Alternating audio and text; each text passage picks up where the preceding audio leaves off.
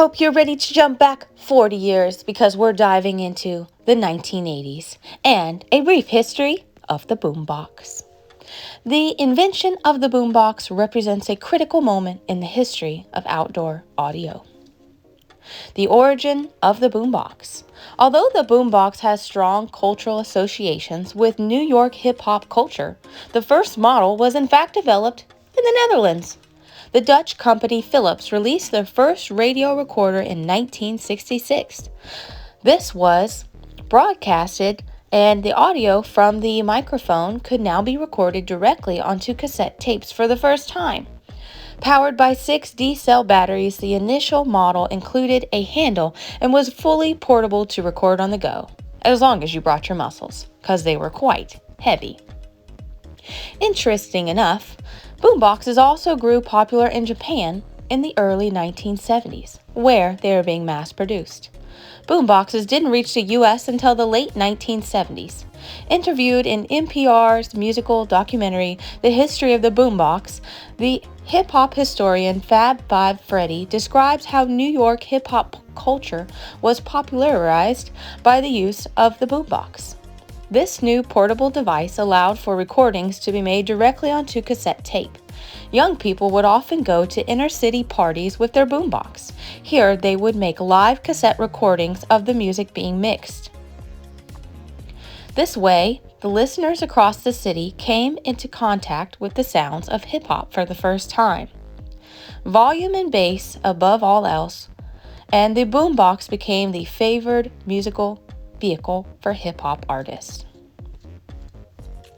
During the early 1980s, hip-hop was largely absent from mainstream radio channels, and the boombox empowered young people, especially African American and Hispanic youth, to easily record and share their own tracks, detailing their own life narratives.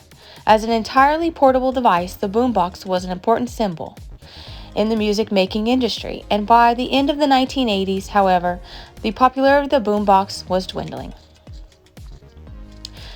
Technology advancements facilitated the invention of smaller and more subtle audio players that were compatible with CDs and MP3 tracks.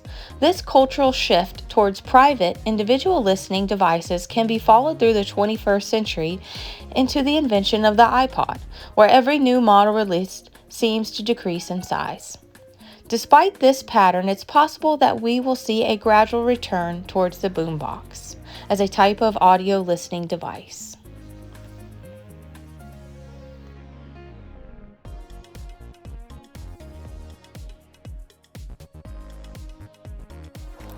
Let's get started drawing our own boombox. On your paper, make sure you write your name and your class code. Flip it over to the blank side and make sure you turn your paper the long way.